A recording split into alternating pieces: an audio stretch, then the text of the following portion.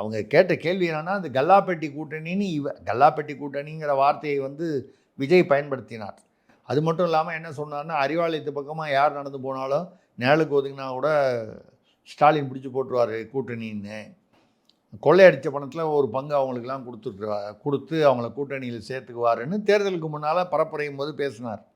இப்போ அந்த கல்லாப்பெட்டி கூட்டணியை தானே நீங்கள் கொள்ளையடித்து பணம் வாங்காத பணத்தில் வந்து பங்கு வாங்கின கூட்டணியை தானே இங்கே வந்து சேர்த்துக்கிறீங்க அப்படிங்கிற விமர்சனம் வருது.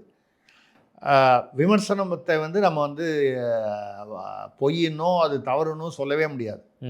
ஏன்னா இவரும் பேசுனது உண்மை, இப்படிப்பட்ட சூழ்நிலை உருவானதும் உண்மை.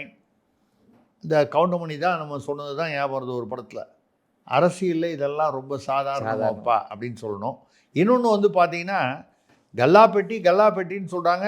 விஜய் உள்ளே வந்த உடனே முதல்வர் விஜய் வந்து என்ன சொல்லிட்டாரு, கல்லா காலியாக இருக்குங்கிறது கஜானா காலியாக இருக்குன்னு சொல்லிட்டாரு. ஸோ கல்லா போகும்போது அவங்க எடுத்துகிட்டு போயிட்டாங்க, பெட்டி மட்டும்தான் இப்போ விஜய் கூட வந்திருக்கு.